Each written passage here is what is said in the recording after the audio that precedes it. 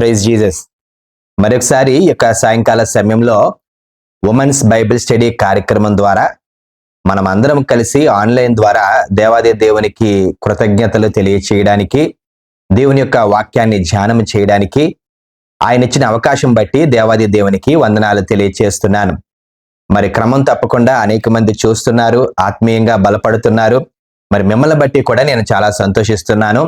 ఈ women's Bible study కార్యక్రమానికి మిమ్మల్ని అందరినీ కూడా ఆహ్వానిస్తుంటున్నాను. దేవుని యొక్క వాక్యాన్ని ధ్యానము చేయక ముందు మరి హైదరాబాద్ నుండి మన మధ్య మిసెస్ రూత్ ఉన్నారు. సిస్టర్ గారు అడిగిన వెంటనే మరి ప్రార్థన చేసి ఆ వీడియో క్లిప్పింగ్ పంపించారు. సిస్టర్ గారి ప్రార్థనతో ఈ యొక్క సాయంకాలం ఉమెన్స్ బైబిల్ స్టడీ కార్యక్రమాన్ని ప్రారంభించుకుందాము. ప్రార్థన. ప్రియ పరలోకపు తండ్రి, పరిశుద్ధమైన జీవం గల గొప్ప దేవ, వందనాలు స్తోత్రాలు చెల్లిస్తున్నాను తండ్రి. ఆయన ఈ బైబిల్ స్టడీని బట్టి వందనాలు చెల్లిస్తున్నాను తండ్రి. ఆయన ప్రతి వారం ఒక బైబిల్లోని స్త్రీల గురించి నేర్చుకుంటకు మీరు ఇచ్చిన కృపను బట్టి వందనాలు చెల్లిస్తున్నాను తండ్రి. ఆయన అనేకమైన మంచి విషయాలు మేము నేర్చుకొని ప్రభా, మరి మా జీవితాలు సరి చేసుకొని ప్రభా, మేము నేర్చుకోవాల్సిన అంశాలను నాయన మేము జ్ఞాపకం ఉంచుకొని ప్రభా, మరి వాక్యానుసారమైన జీవితం జీవించడానికి సహాయం దయచేయండి ప్రభా. ఆయన మా స్త్రీలందరినీ దీవించండి, ఆశీర్వదించండి. వింటున్నా నాయన ప్రతి స్త్రీని బట్టి మీకు వందనాలు చెల్లిస్తున్నాను తండ్రి. నాయన సరైన రీతిగా నేను అవగాహన చేసుకొని ప్రభా, మీ చిత్తానుసారంగా మరి జీవించడానికి సహాయం దయచేయమని ప్రార్థిస్తున్నాను తండ్రి. ఆమేన్. మరి మన అందరి తరపున మరి శ్రీమతి రూత్ గారికి హృదయపూర్వకమైన వందనాలు తెలియచేస్తున్నాను. ప్రతి ఆదివారం కూడా ఈ ఉమెన్స్ బైబిల్ స్టడీ కార్యక్రమంలో ఆల్ఫాబెటికల్ ఆర్డర్లో ఒక్కొక్క స్త్రీని మనము తీసుకుని ఆ స్త్రీ జీవితాన్ని గురించి మనము ధ్యానము చేస్తున్నాం. మరి ఈ రోజుతో దీనా, యాకోబు కుమార్తె అయిన దీనాతో మరి యొక్క డి ఆల్ఫాబెట్ లో ఉన్న ప్రతి స్త్రీ గురించి మనము కంప్లీట్ చేసినట్టు అవుతుందండి. ఇంకా ఒకవేళ ఏలో గాని, బిలో గాని, సిలో గాని, డిలో గాని ఇంకా నేను ఏదైనా ఒక స్త్రీని మర్చిపోతే దయచేసి మరి నాకు తెలియచేయాలని కోరుతున్నాను. తగిన బహుమతిని మరి మీకు నేను పంపిస్తాను. అహర్వేరోషు ఎస్తేరుని బలత్కరించాడు. దావీదు బెత్షెబాని బలత్కరించాడు. అబ్రహాము హాగరుని బలత్కరించాడు. అలాగే తామారుని మరి అన్నయ్యన అమ్నోను బలత్కరించాడు. న్యాయాధిపతుల గ్రంథము 19వ అధ్యాయంలో ఆ ఉపపత్నిని అనేక మంది బలత్కరించారు. అలాగే ఈ బైబిల్ గ్రంథంలో ఆ 34వ అధ్యాయంలో మరి యాకోబు కుమార్తె అయిన దీనాని ఈ షెకెము రాజు బలత్కరించాడు. ఈరోజు దీనా గురించి మనం అనేకమైన ప్రసంగాలు విని ఉంటాము. మరి క్లుప్తంగానే దేవుని యొక్క వాక్యాన్ని ధ్యానము చేద్దాము. మరి దయచేసి పడుకొని గాని అలాగే జారబడి గాని మరి చూడకుండా మరి మీ సంఘాలలో ఎలాగైతే భయభక్తులతో కూర్చొని దేవుని వాక్యాన్ని ధ్యానం చేస్తారో అలాగే చూడాలని కోరుతున్నానండి. దేవుని యొక్క వాక్యాన్ని ఈ యొక్క 34వ అధ్యాయంలో ఉన్న మరి దీనాను గురించి మరి మనము ధ్యానము చేద్దాము. మరి దీనా అని అనగానే ఇది ఒక హీబ్రూ పదము. దానికి హర్ జడ్జ్మెంట్, ఆ యొక్క స్త్రీని గురించి తీర్పు, ఆ యొక్క స్త్రీ యొక్క తీర్పు అనే ఆ మీనింగ్ మనకి వస్తుంది. తండ్రి తెలుసు, ఆ యొక్క ఇస్సాకు కుమారుడు యాకోబు, అలాగే తల్లి లేయా. మరి వీరికి పుట్టిన వారే ఈ రూబేను, సిమియోను, లేవి, జూడా, ఇషాకారు, జెబూలూను. ఇప్పుడు ఈ యాకోబు తన కుటుంబాన్ని, పిల్లల్ని అందరినీ తీసుకొని, తన దగ్గర పనివారిని తీసుకొని ఈ కనాను ప్రాంతంలో ఉన్న ఆ షెకెము మహారాజు ఉండేటువంటి ఆ ప్రాంతంలో గుడారం వేసుకొని అక్కడ జీవిస్తున్నాడు. మరి ఈ ప్రాంతం పేరు బైబిల్ మనకి చాలా ఖచ్చితంగా తెలియచేసింది, షెకెము, షెకెం. ఇక్కడ గమనించగలిగినట్లయితే 34వ అధ్యాయము 1వ వచనంలో లేయా యాకోబునకు కనిన కుమార్తె అయిన దీనా ఆ దేశపు కుమార్తెలను చూడ వెళ్ళెను. Bible is uncertain. ఎందుకు వెళ్ళింది? ఆ రోజుల్లో మరి ఒక ఊరికెళ్తే కుమార్తెలే కనబడతారా? కుమారులు కనిపించరా? అయినా కుమార్తెను చూసి తెనేవి నేర్చుకుందాం అనుకున్నదో అది మన ఫోకస్ కాదు గనక దాని మీద మనము మన దృష్టి ఉంచట్లేదు. చూడడానికి వెళ్ళింది. ఇది అదునుగా చూసుకొని వేరే దేశపు స్త్రీ వేరే ఆ యొక్క జాతికి చెందిన స్త్రీ, వేరే కుటుంబానికి చెందిన స్త్రీ ఒక ఏలియన్ గా, ఒక పరదేశిగా ఆ ఊర్లో ఒక మైనారిటీగా, ఏ సెక్యూరిటీ లేకుండా, ఎవరి యొక్క ప్రొటెక్షన్ లేకుండా వచ్చింది గనక హీవుడైన హామారు ఆ యొక్క కుమారుడు మరి ఆ స్త్రీని పట్టుకుని మరి బలత్కరించాడు. ఆ విషయం మనకు అందరికీ తెలుసు. ఇక్కడ గమనించగలిగినట్లయితే బైబిల్ గ్రంథంలో అనేక మంది స్త్రీలు న్యాయాన్ని అడగలేకపోయారు. బెత్షెబా గురించి మనకు అందరికీ తెలుసు కదండి. బెత్షెబా న్యాయాన్ని అడగలేకపోయింది. తామారు న్యాయాన్ని అడగలేకపోయింది.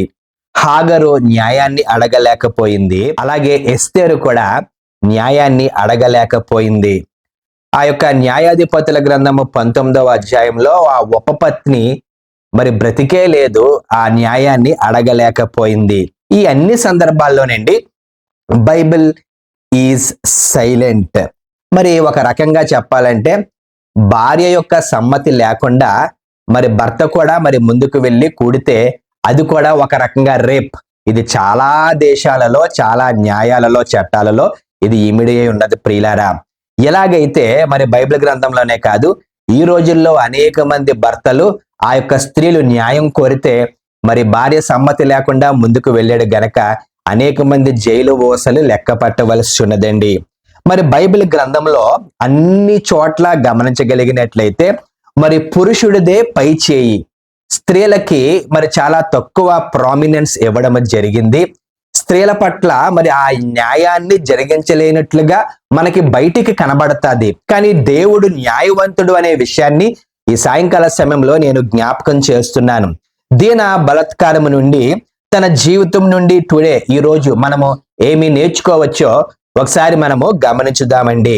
బాగా గమనించగలిగినట్లయితే బైబిల్ గ్రంథంలో తల్లి మరియా, మదర్ మేరీ ఏమైపోయిందో తర్వాత కాలంలో మనకి తెలియదు.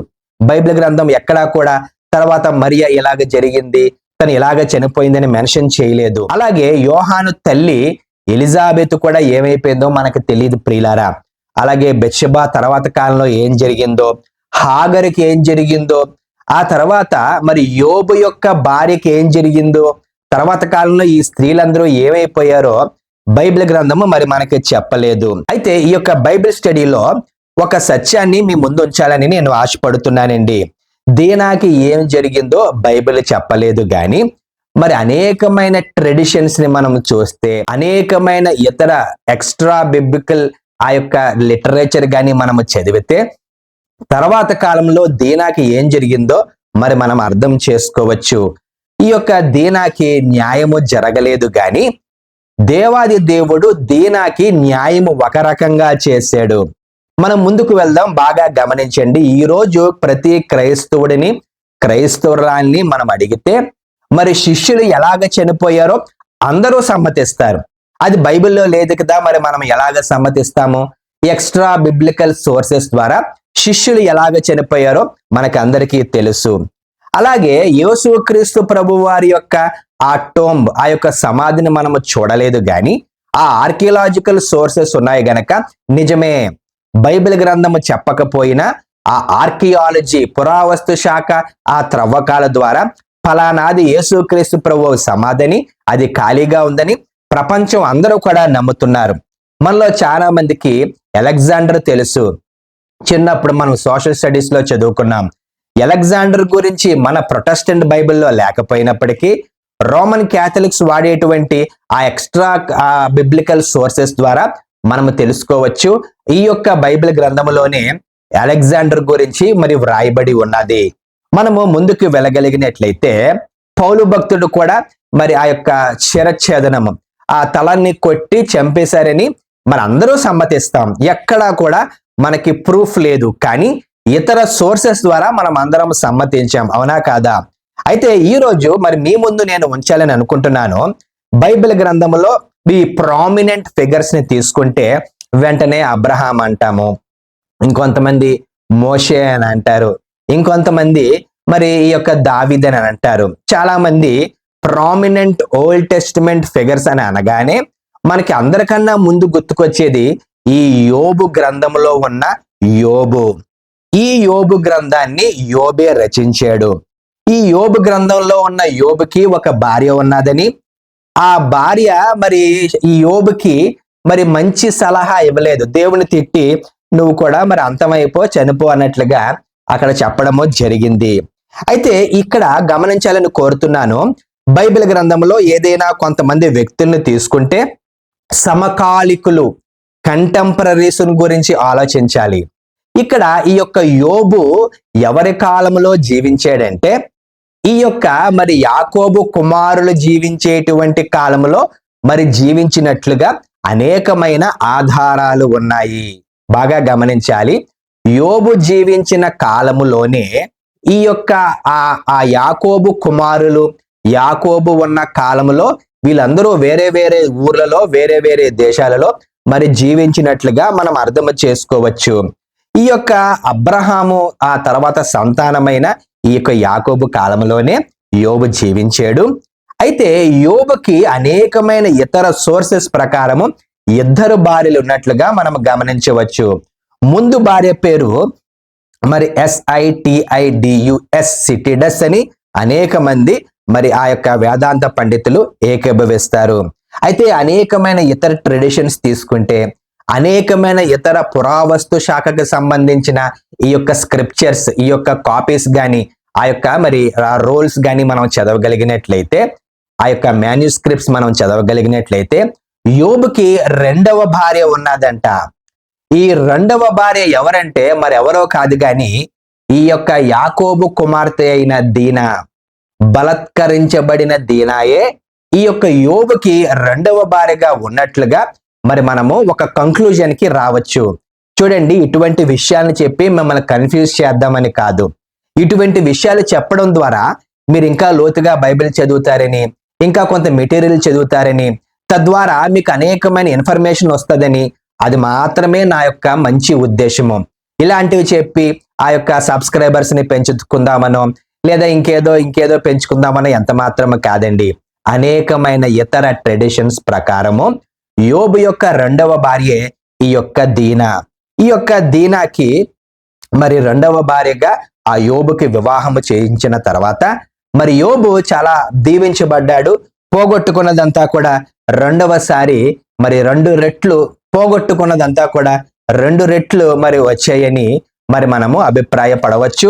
బైబిల్ గ్రంథము చెప్పింది. ఈ మధ్య కాలంలో రాజమండ్రి దగ్గర ఉన్న ఒక ఊరిలో ఒక పాస్టర్స్ ఫెలోషిప్ లో ఈ బైబిల్ స్టడీ కార్యక్రమాన్ని ఒకటి చూసి, నా Bible study, women's Bible study కార్యక్రమాన్ని అందరూ కూడా మరి 2 వర్గాలు అయిపోయి, కొంతమంది తిట్టుకున్నారట, కొంతమంది ఏమో మరి నాకు ఫోన్ చేసి మరి అభినందన తెలియచేశారు. సంతోషము. ఏదో ఒక రియాక్షన్ జరుగుతుంది, ఏదో ఒక క్రియ మొత్తానికి జరుగుతుంది. అలాగ మరి ముద్దపప్పుల్లాగా కూర్చోకుండా కొంత మరి రియాక్షన్ జరుగుతున్నట్లుగా నేను తెలుసుకొని సంతోషిస్తున్నానండి. సో ఇతర అనేకమైన రిసోర్సెస్ ద్వారా యోబు యొక్క 2వ భార్య ఈ యొక్క మరి దీనా. ఇంకొంచెం మనం ముందుకు వెళ్ళగలిగినట్లయితే ఈ దీనా జీవితం గురించి ఇంకా ఏమీ లేదండి. ఆ తర్వాత ఏం జరిగింది, ఆ తర్వాత ఏమైపోయిందో బైబిల్ మనకి చెప్పలేదు. అయితే గమనించాలని కోరుతున్నాను. ఈ దీనా పరిస్థితిని ఒక్కసారి మనము గమనించుదాం. దీనా పరిస్థితిని గాని మనము గమనించగలిగినట్లయితే దీనాది చాలా దయనీయమైన పరిస్థితిలో ఉంది. 34వ అధ్యాయము ఆ 30వ వచనాన్ని గాని మనం చూడగలిగినట్లయితే, అందరూ దయచేసి బైబిల్ తీయాలని కోరుతున్నాను. 34వ అధ్యాయము 30వ వచనంలో, అప్పుడు యాకోబు షిమ్యోనును లేవీని చూచి, మీరు నన్ను బాధపెట్టి ఈ దేశ నివాసులైన కనానీయులలోను పెరిజ్జీయులలోను అసహ్యునిగా చేసితిరి. నా జనసంఖ్య కొంచెమే, వారు నా మీదకి గుంపుగా వచ్చి నన్ను చంపెదరు. నేనును నా ఇంటి వారును నాశనమగుదుమని చెప్పెను. ఇక్కడ దీనా యొక్క తండ్రి పరిస్థితిని గమనించండి. ఇప్పుడు ఈ యొక్క కూతురు మరి బలాత్కరించబడింది, అవమానించబడింది. యెహోవా దేవుని ఆరాధకులకి జరగకూడనిది ఇక్కడ జరిగిపోయింది. అయితే తండ్రి సైలెంట్ గా ఉన్నాడు. అంటే నేను యుద్ధం చేయమని అనట్లేదండి, నా అభిప్రాయం అది కాదు. తండ్రి మరి సైలెంట్ గా ఉన్నాడు. తండ్రి కాన్సిక్వెన్స్ గురించి ఆలోచిస్తున్నాడు, ఆ పర్యావసనం గురించి ఆలోచిస్తున్నాడు. ఈ యొక్క అన్నలు ఏం చేశారంటే, ఈ షిమి, లేవి ఈ దీనాని మరి బలాత్కరించిన ఆ యొక్క షెకెము ఊరికి వెళ్ళి మొత్తం నాశనం చేసుకొని వచ్చేసారు. చూసిరా అంటే కాల్చుకొని వచ్చారు.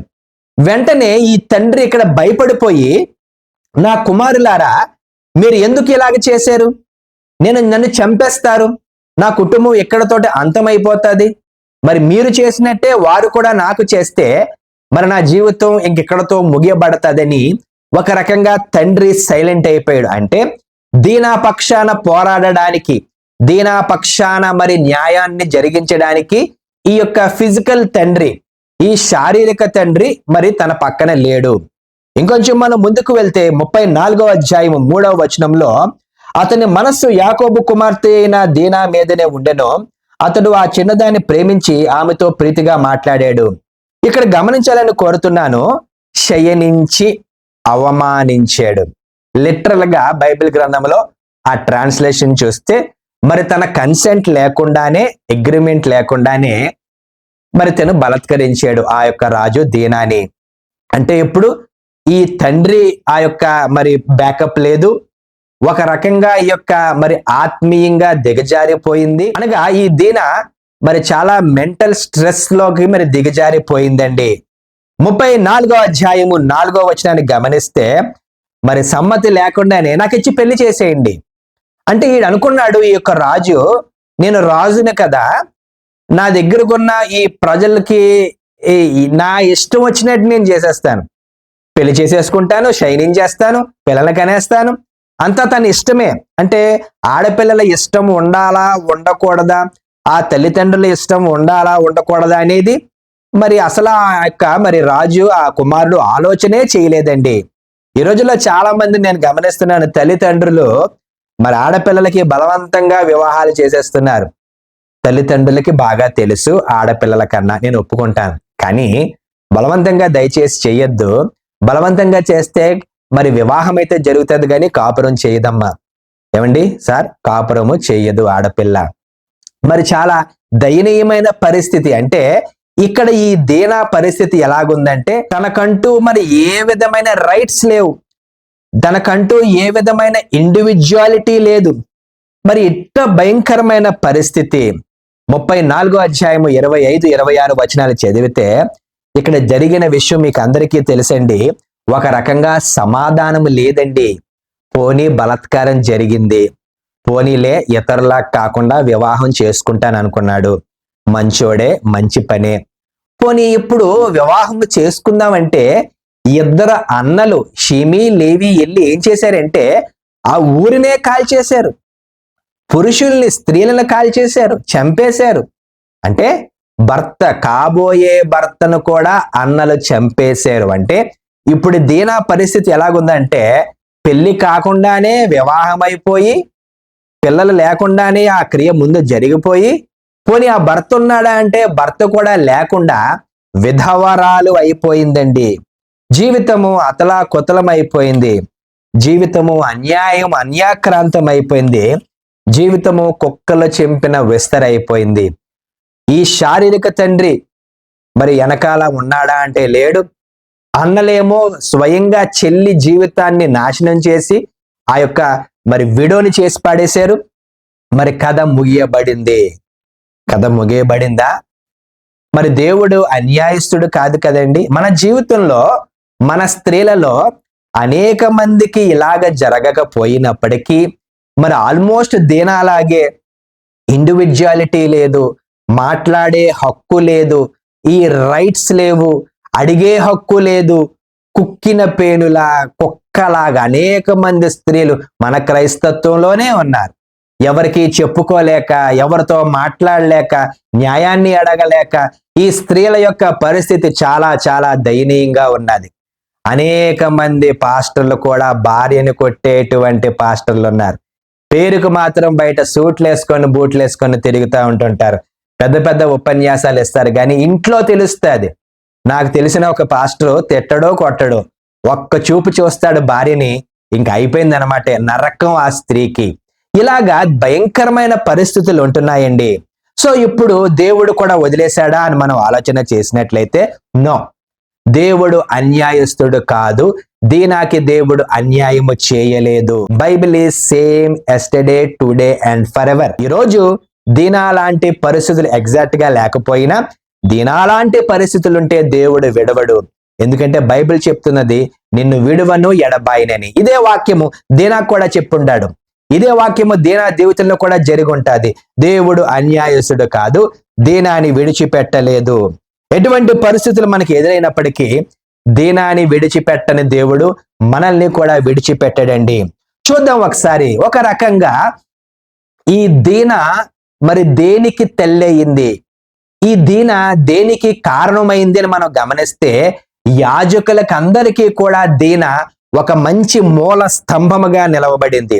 పాత నిబంధన కాలంలో యాజకులు ఉన్నారంటే, పాత నిబంధన కాలంలో లేవీయుల్ని దేవుడు ఎన్నుకున్నాడంటే, పాత నిబంధన కాలంలో దేవుడు తన యొక్క చిత్తాన్ని యాజకుల ద్వారా జరిగించుకొని ఈ రోజు ఆ యాజకత్వాన్ని మనకందరికీ అప్పచెప్పాడంటే దానికి కారణం దీన. ఎలాగో చెప్తాను, గమనించుదాం ఒకసారి. యెషయా గ్రంథం 61వ అధ్యాయం 3వ వచనం దయచేసి ఎప్పుడూ మర్చిపోవద్దు. బ్యూటీ ఫర్ యాషెస్, బూడిదకు ప్రతిగా పూదండ. ఈరోజు మనందరి జీవితాల్లో బూడిద ఉన్నది కదా, దేవుడు మనకందరికీ కూడా ఆ పువ్వుల దండను ఇవ్వబోతున్నాడమ్మా. ఎందుకో తెలుసా? దేవుడు ఎప్పుడు కూడా అన్యాయస్తుడు కాదు. దీన జీవితంలో ఆ యొక్క బలత్కారము జరిగింది. లేవి, సిమియోను, ఎందుకంటే ఒకటే తల్లి పిల్లలు కదా, మిగతా అన్నలకు కోపం రాలేదండి, వీళ్ళిద్దరికీ కోపం వచ్చింది. 49వ అధ్యాయం ఆదికాండం 5వ వచనంలో వెళ్ళి మొత్తం అందరినీ మరి కాల్చేశారు, చంపేశారు. ఆ 49వ అధ్యాయం 5వ వచనంలో యాకోబు చనిపోవక ముందు ఏం చెప్పాడంటే ఈ లేవీయుడిని అలాగే ఈ యొక్క సిమియోన్ని శపిస్తాడు. సో ఇక్కడ లేవీయులు, సిమియోను వాసులు, అలాగే సిమియోను యొక్క కుటుంబము, గోత్రము, వీళ్ళందరూ కూడా శపించబడిన వారు. మనం ముందుకు వెళ్ళగలిగినట్లయితే నిర్గమాకాండము 32వ అధ్యాయాన్ని గమనిస్తే, ఈ నిర్గమాకాండము 32వ అధ్యాయంలో ఇక్కడ యొక్క మోషే ఆ చేతితో రాసిన, దేవుడు రాసిన ఆ పలకలు గుర్తుకొస్తాయి. మోషే ఆలస్యం చేశాడు. కిందకు వచ్చేసరికి మనోళ్ళందరూ కూడా మనోళ్ళంటే మన చుట్టాలు కాదండి, ఇశ్రాయేలీలు, వీళ్ళందరూ కూడా బంగారపు దూడన చేసుకుని డాన్స్ లేస్తున్నారు, పార్టీ చేసుకుంటున్నారు. మోషేకి కోపం వచ్చింది. చేతిలో ఉన్న దేవుడు చేతితో రాసిన పలకల్ని విసిరి కొట్టాడు. విసిరి కొట్టిన తర్వాత మోషే ఒక దగ్గర నించొని, ఎవరు నా పక్షాన ఉన్నారు, దేవుడి పక్షాన ఎవరున్నారు, అందరూ రండంటే 12 గోత్రికులు రావాలి. కానీ ఎవరు రాలేదండి, కేవలము లేవీయులు మాత్రమే వచ్చారు. లేవీయులు ఒక రకంగా ఆదికాండం 49వ అధ్యాయం ప్రకారము స్వయంగా తండ్రి ఈ కుమారుడైన లేవీని శపించాడు. వాళ్ళు బలత్కారులు, వారితో చేరవద్దని వాళ్ళందరినీ కూడా శపించాడు. సో ఇక్కడ లేవీయులు శపితమైన గోత్రీకులు. ఇటువంటి సమయంలో ఈ లేవీయులు ఏం చేశారంటే ఒక ఛాన్స్ తీసుకొని ఒక స్టెప్ ముందుకు వేసి, ఎలాగా మనం శపించబడ్డాం కదా, ముందుకు వెళ్దాం, దేవుని పక్షం నిలబడదామని వాళ్ళు ఏం చేశారంటే ముందుకు వెళ్ళారు. వెంటనే ఆ శాపము విరగ్గొట్టబడింది. దేవుడు తర్వాత కాలంలో వారిని ఏం చేశాడంటే యాజకులుగా వారిని ఎంచుకున్నాడు.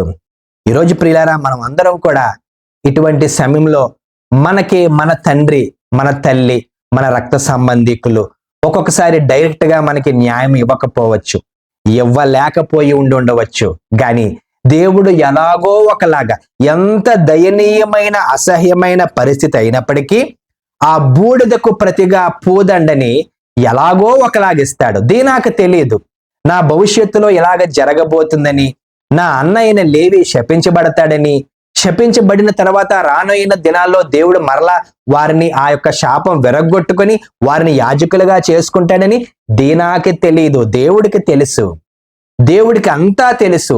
అంటే దీనాకి ఇలాగ జరుగుతాదని, లేవి ఇలా చంపేస్తాడని, తర్వాత కాలంలో శపించబడతాడని, తర్వాత కాలంలో దేవుడు మరలా వాళ్ళ ముందుకు వస్తే, దేవుడి పక్షాన్ని నిలబడితే ఈ లేవీని మరలా దేవుడు ఎన్నుకొని యాజకులు చేస్తానని దేవుడికి తెలుసు. ఈరోజు దీని నుండి మనం ఏం నేర్చుకోవచ్చో తెలుసా? ఎవరు మనకి న్యాయం ఇవ్వకపోవచ్చు, నీ భర్త నీకు న్యాయం ఇవ్వకపోవచ్చు, నీ యొక్క భార్య ఒక్కొక్కసారి నీకు న్యాయం జరిగించకపోవచ్చు, నువ్వు నమ్ముకున్న నీ కాపరి నీకు న్యాయం చేయలేకపోవచ్చు, నువ్వు నమ్ముకున్న నీ కుటుంబీకులు నీకు న్యాయం చేయకపోవచ్చు. కానీ దేవుడు అన్యాయస్తుడు కాదని ఒకసారి ఈ సాయంకాల సమయంలో మీరు జ్ఞాపకం చేసుకోవాలి. దేవుడు రుణస్థుడు కాదు, అన్యాయస్తుడు కాదు. న్యాయము తప్పి ఆయన ఎప్పుడూ కూడా ప్రవర్తించడు. ఆయన స్వభావమునకు విరుద్ధమైనది ఈ అన్యాయము గనక దీనాలాగే ఎగ్జాక్ట్ గా జరగకపోయినప్పటికీ కూడా ఈరోజు గమనించాలి, ఈరోజు యాజక ధర్మం వచ్చిందంటే దానికి బీజాలు ఎక్కడ పడ్డాయంటే దీనా జీవితంలో జరిగిన ఆ అసహ్యమైన కారణము, అది ఒక కారణము. ఒక్కొక్కసారి మన జీవితంలో కూడా ఏంటేంటో జరిగాయి. వాటిని అన్నిటినీ దేవుడు ఏం చేయబోతున్నాడో తెలుసా? వాటిని ఉపయోగించుకొని ఆ బూడిదను తీసుకొని తిరిగి మరలా పూదండని ఇవ్వబోతున్నాడు. నమ్మిన వారు ఏమైనా నేను టైప్ చేసి పంపించండి. సో దయచేసి ఎప్పుడూ కూడా దేవుడు నన్ను వదిలేసాడు, దేవుడు నన్ను వదిలేసి మరి నాకు అన్యాయం చేశాడు అని ఎప్పుడూ అనుకోవద్దు. ఎలాగో ఒకలాగా దేవుడు న్యాయాన్ని తీరుస్తాడు, మనకందరికీ సమాధానం అనుగ్రహిస్తాడు. దేవుడి పరిశుద్ధ వాక్యమును దీవించును గాక. ప్రార్థన ఆశీర్వాదముతో ఈ సాయంకాలం ఉమెన్స్ బైబిల్ స్టడీ కార్యక్రమము ముగించుకుందాము. పరిశుద్ధమైన తండ్రి, నీ పరిశుద్ధమైన నామమునకు వందనాలు. యోబు 2వ భార్య దీనావో కాదో మాకు తెలియదు, కానీ కొన్ని సోర్సెస్ ద్వారా తెలుసుకున్నాం. నేను అది మాకు ముఖ్యం కాదు, కానీ నీవు న్యాయాన్ని జరిగించేటువంటి దేవుడు ప్రభువా. కాబట్టి దీనాకి నువ్వు ఎలాగైతే న్యాయము చేసేవో, తర్వాత కాలంలో యాజక ధర్మానికి దీనా యొక్క తండ్రి బూడిద యొక్క పరిస్థితి నువ్వు వాడుకొని పూదండని చేసావో, మా అందరి జీవితంలో అనేక రకాలైన బూడిదలు ఉన్నాయి ప్రభువా. కొన్ని చెప్పుకోగలము, కొన్ని చెప్పుకోలేము, కానీ నువ్వు ఆ బూడిదకు ప్రతిగా పూదండని ఇస్తావు గనక మా జీవితంలో జరిగిన ప్రతి ఓటమి, ప్రతి అవమానం, ప్రతి చెడ్డ క్రియ నువ్వు వాడుకొని దాని నుండి కూడా నువ్వు ఆశీర్వాదాలు ఇవ్వబోతున్నందుకు నీకు వందనాలు తెలియచేస్తూ యేసునామంలో ప్రార్థిస్తున్నాం తండ్రి, ఆమేన్. తండ్రి ప్రేమ, కుమారుని కృప, పరిశుద్ధాత్మనికి దీవెన, కాదుల సహవాసము ఇప్పుడు ఎల్లప్పుడూ మనకు, మన కుటుంబాలకు, సర్వలోక పరిశుద్ధులకు, సార్వత్రిక సంఘానికి, ఉమెన్స్ బైబిల్ స్టడీ వ్యూవర్స్ కి, సబ్స్క్రైబర్స్ ఇప్పుడు ఎల్లప్పుడూ సదాకాలము తోడుగా ఉండనిగా. ఆమేన్. Praise Jesus.